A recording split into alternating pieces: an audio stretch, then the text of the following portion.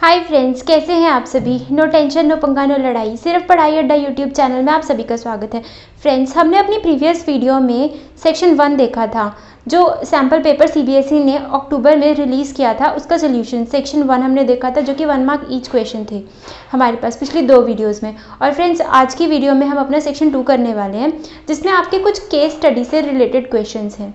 और फ्रेंड्स, अगर आपको वीडियो पसंद आई है तो वीडियो को लाइक करना, वीडियो को आगे ज़्यादा से ज़्यादा अपने फ्रेंड्स को शेयर करना और बेल आइकन दबाकर हमारे चैनल को सब्सक्राइब करना ना भूलें friends. So friends, now let's start with exercise.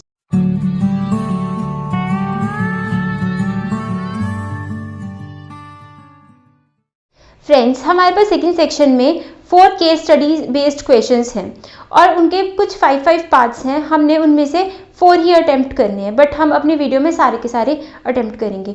तो फ्रेंड्स, क्वेश्चन नंबर 17 का जो केस स्टडी का फर्स्ट क्वेश्चन है वो आपकी स्क्रीन पे हमारे पास क्वेश्चन है। हमें कुछ सन रूम दे रखा है। The diagram show the plans of for a sun room. It will be built on to the wall of the house. The 4 walls of the sunroom are square, clear glass panels. The roof is made using 4 clear glass panels, trapezium in shape, all of the same size, 1 tinted glass panel, half a regular octagon in shape. तो friends, सबसे पहले हम अपनी figure को समझ लेते हैं कि हमें क्वेश्चन में दे क्या रखा है। Friends, let's start with the first part. हमारे पास फर्स्ट पार्ट है आपकी स्क्रीन पे, refer to the top view. Friends, हमारे पास ये जो भी व्यू दे रखा है, इसका हम फिगर में पहले देख लेते हैं कि हमारे पास इसका फ्रंट व्यू और टॉप व्यू दोनों है। और हमें जो पॉइंट्स दे रखे हैं, इन्हें प्लॉट करके ही कुछ अपने आंसर्स निकालने होंगे। फ्रेंड्स, हमारे पास इसमें एग्जैक्ट आंसर्स नहीं आ रहे हैं, तो हम क्या करेंगे, जो भी हमारे ऑप्शंस में उस आंसर के नियर बाय जो भी आंसर होगा हमारा, हम उसे अपना करेक्ट ऑप्शन टिक कर देंगे। तो सबसे पहले हमारे पास फर्स्ट पॉइंट है इसका, refer to the top view, find the mid point of the segments joining the points J and I। हमें J और I के फ्रेंड्स पॉइंट्स हमें प्लॉट करने की ज़रूरत नहीं, पहले ही क्वेश्चन में दे रखे हैं। अब हमने क्या करना है कि जब हम J और I को हम ज्वाइन करेंगे तो जो उनके मिड पॉइंट्स हैं हमने वो बताने हैं। तो J के हमें पॉइंट दे रखा है 6,17 और I का पॉइंट दे रखा है 9,16। Late it be x1 y1 x2 y2। अब फ्रेंड्स, हमने मिड पॉइंट्स फाइंड आउट करने हैं। तो मिड पॉइंट फॉर्मूला क्या होता है? मिड पॉइंट फॉर्मूला होता है हमारे पास x1 प्लस x2 अपॉन 2, ये हमारे पास x कोऑर्डिनेट आ जाता है, और y1 प्लस y2 अपॉन 2, ये हमारे पास y कोऑर्डिनेट आ जाता है। तो x1 plus x2 this is 9 plus 6 upon 2, और y1 plus y2 this is 17 plus 16 upon 2. So friends, this is 15 upon 2 and this is 33 upon 2. अब हम देखते हैं ऑप्शन में हमारे पास ऑप्शन नंबर सी है, हमारे पास 15 upon 2 and 33 upon 2. So friends, this is our answer. अब फ्रेंड्स, सेकेंड पार्ट में हमें इन्होंने बोला है रेफर टू टॉप व्यू। अब हमने टॉप व्यू देखना है अपनी फिगर का। क्वेश्चन आपकी स्क्रीन पे, the distance of the point P from the y axis. हमें पॉइंट P का डिस्टेंस बताना है y एक्सिस से। तो फ्रेंड्स, अगर हम अपनी फिगर को अच्छे से देखते हैं तो जो पॉइंट P है वो हमारा y एक्सिस पे कितना दूर आ रहा है। हमें तो वैसे अगर हम पॉइंट्स प्लॉट करके देख रहे हैं तो हमें लग रहा है कि ये 3 सेंटीमीटर्स दूर है y एक्सिस से। इस टाइप से है फिगर हमारी कुछ। This is late it B 0 1 2 3। यहाँ पर y एक्सिस कुछ, यहाँ पर हमें पॉइंट P कुछ ऐसे दे रखा है।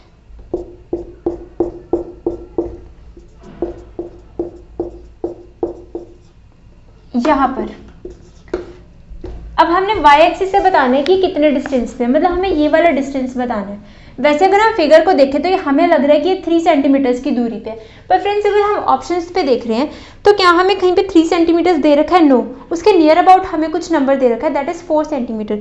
तो फ्रेंड्स, हमारा आंसर इस केस में हो जाएगा option number A, which is 4 centimetres. This is our answer.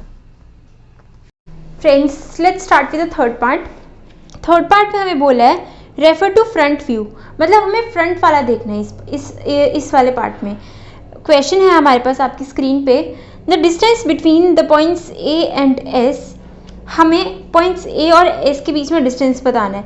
तो सबसे पहले अगर हम पॉइंट्स ए और एस देखते हैं, इन्हें प्लॉट करने की कोशिश करते हैं कुछ नियर अबाउट, तो हमारे पास हम क्वेश्चन फिगर में देख रहे हैं कि हमें लग रहा है कि point A is 1,8, this is 1,8 point A, और जो हमें पॉइंट एस है ये हमें कुछ लग रहा है point 16,8।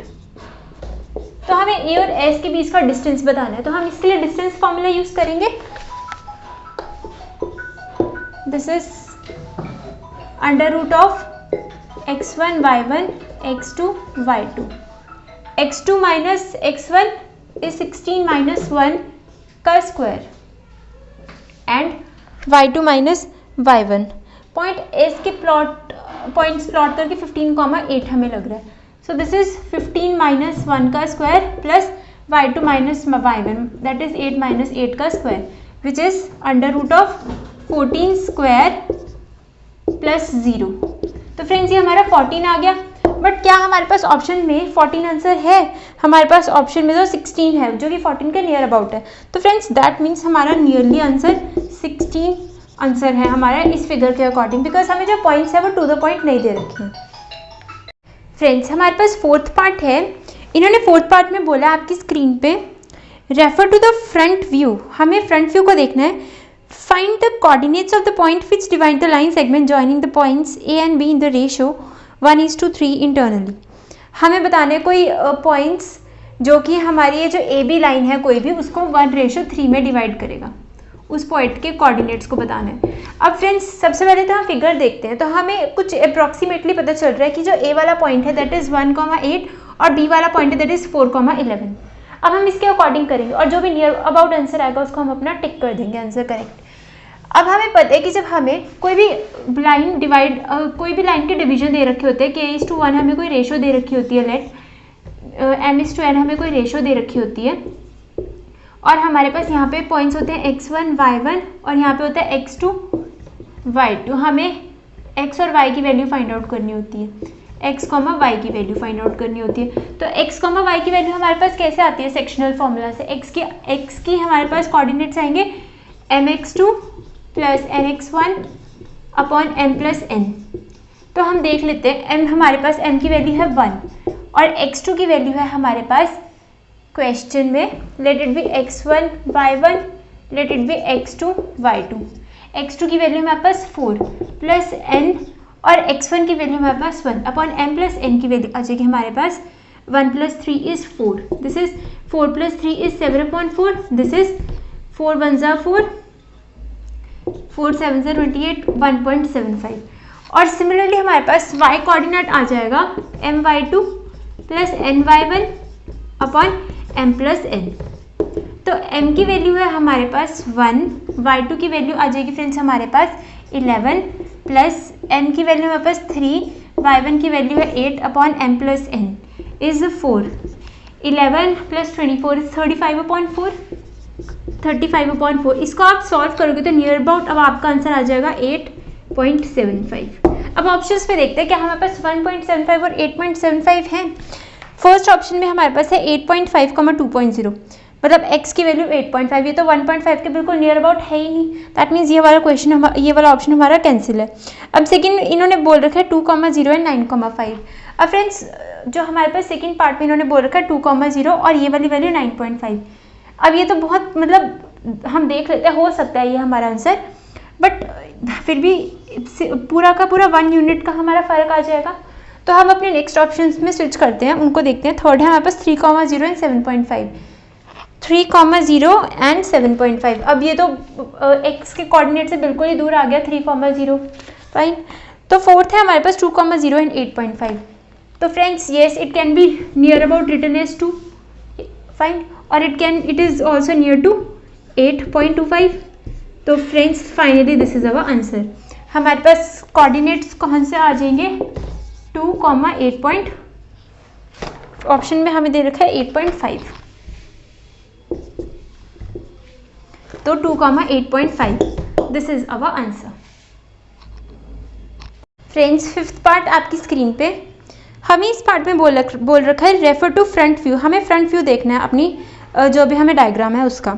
If the point x, y is equidistant from q 9,8 and s 17,8, then हमें बोल रखा है कि कोई पॉइंट है x, y which is equidistant from these 2 points q and s। तो हमें बताना है कि ये कौन सी इक्वेशन है, ये हमारे इस गिवन कंडीशन को सेटिस्फाई करेगी। तो सबसे पहले हमारे पास है point q is equals to 9,8 and s is equals to 17,8। कोई पॉइंट है, let it be p, x, y which is equidistant from point q and s, मतलब ये वाला डिस्टेंस होगा वो इसके इक्वल होगा। तो फ्रेंड्स इसका मतलब क्या है, पी क्यू का जो भी डिस्टेंस है, distance P Q is equals to distance हमारे पास डिस्टेंस पी एस। अब डिस्टेंस फॉर्मूला लगा देंगे। अब पी क्यू के लिए हम इसको सपोज कर लेते हैं x1 y1 और इसको सपोज कर लेते हैं x2 y2। अब x2 minus x1 that means x minus 9 का whole square plus y minus y1, y minus y1 is 8 का whole square is equals to, under root नहीं लेते हम क्योंकि दोनों तरफ रूट होंगे, स्क्वायरिंग करेंगे बोथ साइड्स, वो कैंसिल आउट हो जाएंगे, तो वो स्टेप ही हमने मिस कर दिया है। या तो आप ऐसे लिख सकते हो P Q square is equals to P S square, क्योंकि हमें ये डिस्टेंस है ये हमें सेम दे रखा है। तो अब हम पी एस के लिए लेते हैं, let it be x1 y1 in this case, x2 minus x1 that means x minus 17 whole square plus y minus 8 whole square. अब फ्रेंड्स ये दोनों तरफ हमारे पास y minus 8 and y minus 8 आ गया, तो ये हमारा कैंसिल आउट ऐसे ही हो जाएगा। बचा क्या हमारे पास x minus 9 whole square minus x minus 17 whole square is equals to 0। अब फ्रेंड्स हम यहाँ पे a square minus B square वाली आइडेंटिटी भी लगा सकते हैं। तो this is a plus B एक बारी और into a minus B, this is x minus 9 minus x plus 17 is equals to 0।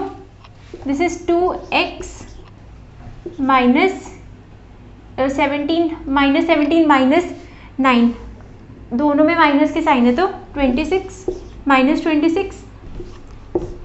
अब फ्रेंड्स ये x और x तो कैंसिल आउट हो गया। अब 17 में से 9 जब हम माइनस कर देंगे तब हमारे पास आ जाएगा positive 8 is equals to 0, but ये यहाँ पे मल्टीप्लाई में है, उधर जाकर 0/8 हो जाएगा which is again equals to 0। तो मतलब ये 8 यहाँ पे ख़त्म ही हो गया। हमारे पास बचे 2x minus 26 is equals to 0। अब 2 कॉमन आ जाएगा, x minus 13 is equals to 0, x minus 13 is equals to 0, because ये जो 2 इधर मल्टीप्लाई में इधर आकर के डिवाइड में अगेन ये खत्म हो जाएगा। तो हमारे पास बचा क्या, x minus 13 is equals to 0। अब देखते हैं कौन से ऑप्शन में हमारे पास ये आंसर आ रहा है। तो फ्रेंड्स हमारे पास जो ऑप्शन नंबर सेकेंड है बी वाला, that is equals to x minus 13 is equals to 0। So friends this is our answer. Friends let's start with the 18th question. 18th question आपकी स्क्रीन पे हमारे पास 18th क्वेश्चन है scale factor and similarity के basis पे। अब scale factor क्या है, a scale drawing of an object is of the same shape as the object but of a different size. The scale of the drawing is a comparison of length used on drawing to the length it represents. The value of the scale is written as the ratio. हमें कुछ आगे similar figures के बारे में दे रखा है, हमें कुछ स्केल फैक्टर के बारे में बता रखा है, length in image upon scale factor is equals to length in image upon corresponding length in object. और हमें नीचे दे रखा है if one shape can become another using resizing then the shapes are similar. और कुछ हमें रोटेशन के बारे में नीचे दे रखा है, hence two shapes are similar when one can become the other after a resize, flip, slide और डाउन। अब हमें कुछ शेप्स की रीसाइजिंग के हमें 3 केसेस दे रखे हैं। अगर हम किसी शेप को रोटेट करते हैं, रिफ्लेक्शन या फ्लिप करते हैं या उसकी कुछ ट्रांसलेशन करते हैं या स्लाइड करते हैं। अब फ्रेंड्स हम पहले समझ लेते हैं कि हमें क्वेश्चन में बोल क्या रखा है। इन्होंने हमें क्वेश्चन में बोल रखा है कि अगर हमारे पास कोई लार्ज ऑब्जेक्ट है तो हम उसकी कुछ छोटी फिगर बना रहे हैं जो कि सिमिलर उसी की तरह ही है, बट जो उसकी जो थोड़ी लेंथ है वो उससे डिफरेंट होगी। अब हमें क्वेश्चन में यहाँ पर आपको कुछ सपोज यहाँ पे बोट का एग्जाम्पल दे रखा है। एक आपके पास कोई ऐसे बहुत ही बड़ी वाली बोट है, this is any real boat. अगर हमें इसका ही कोई छोटा सा मॉडल बनाना है, अब सपोज, अब जैसे कि फ्रेंड्स हमारे घर बनाए जाते हैं, हमारे फ्लैट्स बनाए जाते हैं, तो सबसे पहले जैसे फ्लैट्स बनाने होते हैं उनका एक छोटा मॉडल तैयार किया जाता है। फिर उस छोटे मॉडल से एकदम डायमेंशंस को अपना बढ़ाकर फिर वो फ्लैट्स को कुछ बड़े एरिया में कंस्ट्रक्ट किया जाता है। वैसे ही अगर हमें कुछ छोटी कोई, जैसे हमारी नेवी के लिए कोई छोटी शिप बनानी हो, तो वो क्या करते हैं, सबसे पहले उसका एक छोटा मॉडल तैयार करते हैं कि वो शिप हमारी बनेगी कैसे, और फिर फ्रेंड्स बिल्कुल सिमिलर ऐसी ही शिप को वो डायमेंशंस उसके बढ़ाकर क्या करते हैं, वो कुछ बड़ी सी बना देते हैं। तो इस केस में क्या होता है कि जो ये डायमेंशंस है इसके रेशो सेम रहते हैं, मतलब जो यहाँ पर लेंथ इज टू विड्थ का रेशो होगा, वही यहाँ पर लेंथ इज टू विड्थ का रेशो होगा। अब कैसे, सपोज यहाँ पर हमने लेंथ ले ली 9 और यहाँ पर हमने लेंथ ले ली है 18, तो यहाँ पर वो क्या करेंगे, लेंथ ले लेंगे 27 और विड्थ ले लेंगे वो हमारी, यहाँ पर लेंथ अगर सपोज करो ले रहे हैं वो 54, तो वो विड्थ ले लेंगे 27। अब हम रेशो करके देखते हैं इनका, तो रेशो दोनों के केसेस में 1:2 1:2 आ रही है। यहाँ पर लेंथ हम ले लेते हैं 18th और विड्थ ले लेते हैं 9th, बिकॉज लेंथ जो होती है वो बड़ी होती है, तो यहाँ पर 2:1 रेशो आ जाएगी। सिमिलरली यहाँ पर भी 2:1 रेशो आ जाएगी।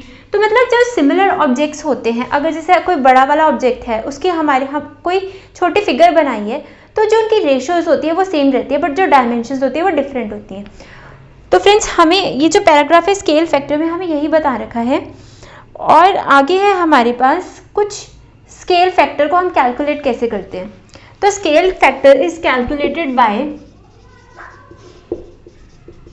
It is calculated by length in image upon corresponding length in object।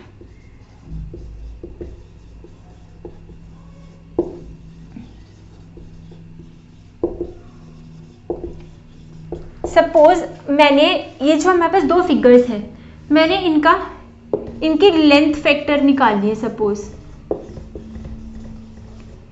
तो हमारे पास इसका जो लेंथ का हमने क्या निकालना है, scale factor of length.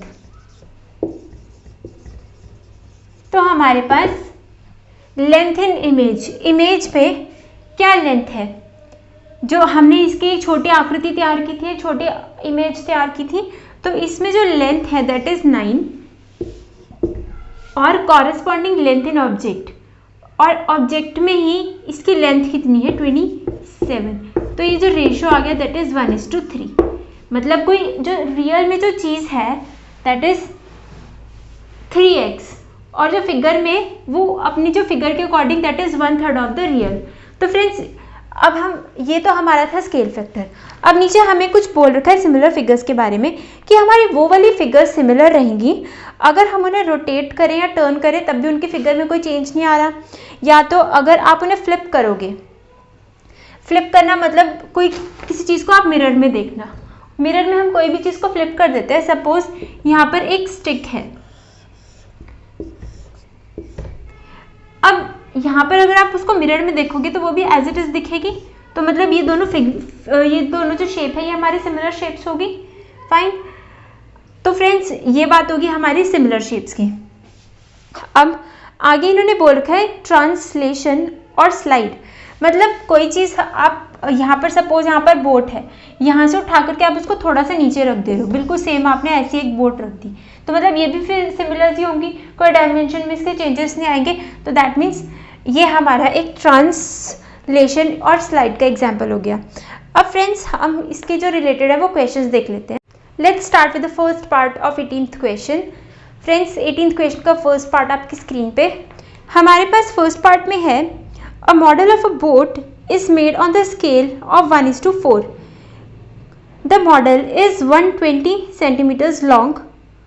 The full size of the boat has a width of 16 centimeters. What is the width of scale model?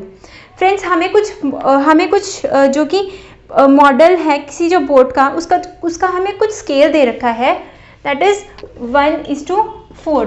मतलब जो ओरिजिनल चीज़ की जो लेंथ है अगर वो 4 है तो जो उसके मॉडल में वो लेंथ है वो उसकी 1/4 हुई, मतलब 4 को ही 4th पार्ट कर दिया, वो 1 इसका जो मॉडल में जो भी लेंथ है वो आ गई। अब हमें क्वेश्चन में आगे क्या बोल रखा है कि जो हमें ये जो हमें शिप का जो मॉडल दे रखा है, इस टाइप से जो भी आपकी शिप है, इसकी जो हमें लेंथ दे रखी है, that length is 120 centimetres long and the full size of the boat has width is equal, the model is, जो मॉडल की जो लेंथ है, मॉडल की जो लेंथ है दैट इज 120। सपोज ये रहा उसका मॉडल, तो जो आपको ये वाली जो लेंथ है ये आपको दे रखी है 120 सेंटीमीटर्स, और the full size of the boat has a width 60 centimetre, और जो ओरिजिनल बोट है, मतलब जो बोट का जो भी फुल साइज वाली जो बोट है उसकी जो विड्थ है ये आपको दे रखी है 60 सेंटीमीटर्स की। आपने फाइंड आउट क्या करना है, find the width of scale model. जो आपको फ्रेंड्स स्केल, जो आपको ये जो स्केल मॉडल दे रखा है, दैट मीन्स इसी मॉडल का जो छोटा वाला पार्ट दे रखा है, इसका एक छोटा आर्टिकल जो आपको दे रखा है, आपने उसकी ये वाली विड्थ फाइंड आउट करनी है। तो फ्रेंड्स इन्होंने बोला है कि ओरिजिनल विड्थ अपनी ये है, और आपको कुछ मॉडल और जो मॉडल है और जो ओरिजिनल फिगर है उसका रेशो दे रखा है 1:4। मतलब अब जो फ्रेंड्स रेशो वाले क्वेश्चंस होते हैं ना, आप इनके साथ हमेशा x लगाते हो बिकॉज इनका कोई कॉमन मल्टीपल होता है। ये मैंने अपनी प्रीवियस वीडियोस में आपको बता रखा है कि यहाँ पर ऐसा कोई नंबर होता है जिससे कि ये रेशो होता है, ये पूरा का पूरा मल्टीप्लाई हो रखा होता है। तो फ्रेंड्स हमें क्वेश्चन में ये ओरिजिनल विड्थ की वैल्यू दे रखी है 4x, that means 4x is equal to 60। हमें तो x की वैल्यू निकालनी है, 1x की निकालनी है, ये x की निकालनी है, दैट इज 15 सेंटीमीटर्स। बिकॉज जो इसकी जो विड्थ है वो 1/4 रहेगी, अगर वो 4 है तो वो उसका 1/4 रहेगा, जो ये जो मॉडल की जो भी विड्थ या लेंथ होगी। तो हमें विड्थ फाइंड आउट करने के लिए बोला है, तो that is 15 centimetre. This is our answer. और फ्रेंड्स ऑप्शंस हम देख लेते हैं, ऑप्शंस में हमारा ऑप्शन नंबर सी आ जाएगा इसका correct answer. Friends question number 18 का सेकंड पार्ट आपकी स्क्रीन पे, हमें क्वेश्चन नंबर 18 पे बोल रखा है what will effect the similarity of any two polygons. इनमें से कौन सा फैक्टर है जो हमारे पॉलीगन्स की सिमिलैरिटी को इफेक्ट करेगा। First is they are flipped horizontally, they are dilated by a scale factor, they are translated down, and the fourth one is they are not the mirror images of one another। सबसे पहले friends हमें बोल रखा है कि दे are flipped horizontally. अगर आपको जो है हॉरिजॉन्टली कोई भी हमारे दो पॉलीगन्स हैं, अगर आप सपोज वो सिमिलर दिख रहे हैं, आप उन्हें हॉरिजॉन्टली फ्लिप करोगे तब उनकी शेप में कोई फर्क नहीं पड़ेगा, तो दैट मीन्स ये वाला तो हमारा ऑप्शन नहीं है। सेकेंड है हमारे पास they are dilated by a scale factor, मतलब जो भी हमारे दो पॉलीगन्स हैं उनमें से कोई एक पॉलीगन को छोटा कर दिया जाए तब भी वो सिमिलर रहेंगे, फाइन, जैसे अभी हमने पीछे बोट वाला एग्जांपल देखा था। Third one is they are translated down, मतलब कुछ कोई ऊपर है पॉलीगन, उसके कुछ नीचे आपने कर दिया तो भी उसकी फिगर में कोई फर्क नहीं पड़ेगा। Fourth one is they are not the mirror images of one another, अगर वो एक दूसरे के मिरर इमेजेस नहीं होंगे फ्रेंड्स तो मतलब वो पॉलीगन्स वो हमारे सिमिलर नहीं हो सकते, क्योंकि जो सिमिलर फिगर्स होती है ना they are always mirror images of each other. But अगर आपके वो पॉलीगन्स मिरर इमेज नहीं हुए तो मतलब वो आपके सिमिलर भी नहीं हो सकते। तो friends in this case this part is our answer. Friends question number 18 का थर्ड पार्ट आपकी स्क्रीन पे, हमारे पास थर्ड पार्ट में है if two similar triangles have a scale factor of a:b with segment regarding the two triangles is true. हमें कुछ scale factor दे रखा है कोई दो सिमिलर ट्राइंगल्स का, दैट इज a:b। हमें बताने कि इनमें से कौन सा ऑप्शन करेक्ट होगा। The ratio of their parameters is 3a:b। Second is their altitude have a ratio a:b, their meridians have a ratio a/b:b and there angle bisectors have a ratio a²:b²। अब friends इस question को हम देखते हैं, हमें scale factor इन्होंने बोल रखा है कि वो है हमारा a:b, दैट मीन्स किसी दो सिमिलर ट्राइंगल्स का। दैट मीन्स फ्रेंड्स इनके जो भी कॉरस्पॉन्डिंग लेंथ होंगी, मतलब ये वाली, this one and also it's meridians या एल्टीट्यूड्स भी हो सकते हैं, वो सारे के सारे a:b में ही रहेंगे हमारे। तो इन्होंने फर्स्ट पार्ट में बोला है कि the ratio of their parameters is 3a:b, उनके पैरामीटर्स का रेशियो 3a 3:B होगा। अब फ्रेंड्स हम ये कैसे बोल सकते हैं कि उनके पेरीमीटर्स का रेशो 3:B होगा? हमारे पास कुछ क्वेश्चन में इसके लिए इनसफिशिएंट डेटा है, हम बता ही नहीं सकते। सेकेंड पार्ट में इन्होंने बोल रखा है their altitudes have a ratio A:B, मतलब जो इनके एल्टीट्यूड्स होंगे ये वाले, इनका जो रेशो है that is A:B। Yes friends, this is absolutely correct, because इनके जो कॉरेस्पॉन्डिंग साइड्स हैं हमें उनका रेशो ही दे रखा है कि वो A:B होगा कुछ। फाइन, तो दैट मीन्स उनके जो एल्टीट्यूड्स का जो रेशो है that will also be equals to A:B। अब थर्ड पार्ट में इन्होंने बोला their meridians have a ratio A/2:B। No friends, उनके मेरिडियंस का रेशो भी A:B ही रहेगा, ये नहीं रहेगा। आगे बोल रखे their angle bisectors have a ratio A²:B²। Friends, angles के बारे में हम बोल ही नहीं सकते बिकॉज हमें तो कुछ स्केलर फैक्टर दे रखा है, एंगल्स के बारे में हम अभी इसके लिए श्योरली नहीं बोल सकते हैं। तो हमारा करेक्ट आंसर आ गया option number B. This is our answer. Friends, question number 8 का फोर्थ पार्ट आपकी स्क्रीन पे। हमारे पास फोर्थ पार्ट है the length of a shadow of a stick 5 metre long is 2 metre. At the same time the shadow of a tree 12.5 metre high is. अब friends हमें बोल रखा है कि कोई स्टिक है जिसकी एक्चुअल लेंथ है दैट इज 5 और इसकी जो the length of a shadow of a stick 5 metre long, actual length is 5। Actual length इन्होंने हमें बोल रखी है दैट इज 5 मीटर्स और इसकी जो शेडो है वो हमें इन्होंने बोल रखी है 2 मीटर्स। फाइन, तो फ्रेंड्स स्केलर फैक्टर क्या आ जाएगा आपके पास? स्केलर फैक्टर क्या बोलता है आपका?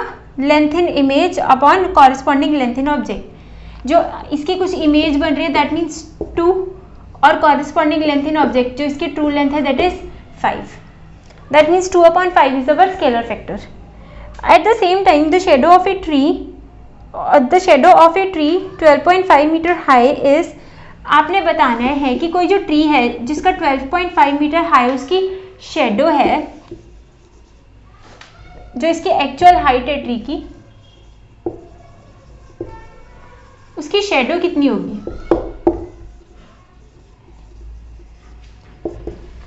मतलब रेशो वो यही रहेगी, 2:5 ही रहेगी, is equals to shadow upon ये जो एक्चुअल वाला दिस इज 12.5।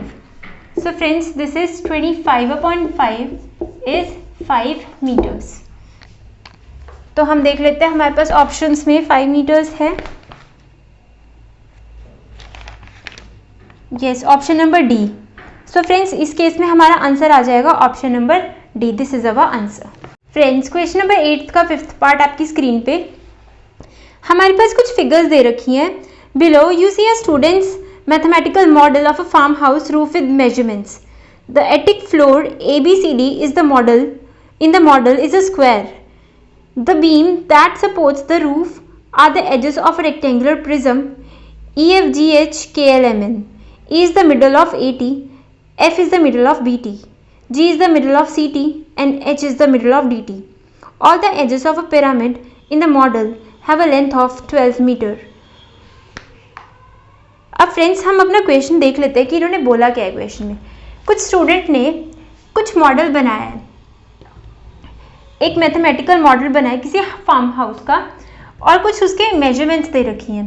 तो फ्रेंड्स सबसे पहले कुछ एक साइड में हमें एक पिरामिड की शेप में कुछ फिगर दे रखी है जिसमें बोला क्या है कि ये जो हमारे पास कुछ EFGH KLMN ये हमारे पास कुछ आपके पास आ गया एक रेक्टेंगुलर प्रिज्म, ये वाला जो है दिस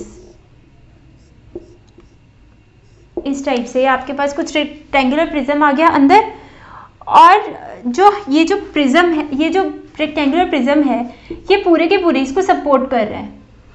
फाइन, और आगे आपको बोल रखा है कि ये जो E is the middle of AT, आपकी जो AT है लेंथ है उसका E मिडल है। सिमिलरली ये जो F है ये आपका TB का मिडल है। अब ये जो TC का मिडल आपका G है और ये जो H है ये TD का मिडल है, और आपको ये वाली पूरी की पूरी लेंथ दे रखी है 12 सेंटीमीटर्स। फाइन, और आपको नीचे AB भी 12 दे रखा है, और इसके पिरामिड के जो सारे एजेस है वो आपको 12 दे रखे हैं। आपने क्वेश्चन में बताना क्या है, what is the length of EF, हमें EF की लेंथ बतानी है। Where EF is one of the horizontal edges of the block, और ये जो आपको ब्लॉक दे रखा है EF, उसका एक कोई भी हॉरिजॉन्टल एज है, तो हमने ये बताना है। अब फ्रेंड्स हमें पता है कि E is the mid point of AT, again F is the mid point of TB, तो हमारे पास थ्योरम है कि अगर हम इनके मिड पॉइंट्स को ज्वाइन कर देंगे तो that line EF is parallel to AB and also EF is equals to half of AB। AB की लेंथ हमें दे रखी है 12/2, EF is equals to 6 centimetres. This is our answer. अब फ्रेंड्स ये तो थे हमारे 2 केस स्टडीज़ के क्वेश्चंस। अब जो नेक्स्ट 2 है वो अब अपनी नेक्स्ट वीडियो में देखेंगे। और फ्रेंड्स ये वाले जो क्वेश्चन होते हैं ये होते ईजी हैं, बट ये थोड़े कंफ्यूजिंग होते हैं। आपने अच्छे से इन्हें ट्राई करना है, अपना ब्रेन अप्लाई करना है पेपर में, और फिर ये आपसे आराम से हो जाएंगे। और अगर आपके एग्जैक्ट आंसर्स नहीं आ रहे हैं तो जो आपके नियर अबाउट आंसर्स आ रहे हैं आप वो वाला ऑप्शन देख लो इन केसेस में, that will be your correct answer. And friends hope आपको आज की वीडियो पसंद आई हो। अगर वीडियो पसंद आई हो तो वीडियो को लाइक करना, वीडियो को आगे शेयर करना और बेल आइकन दबाकर हमारे चैनल को सब्सक्राइब करना ना भूलें friends. See you in the next video.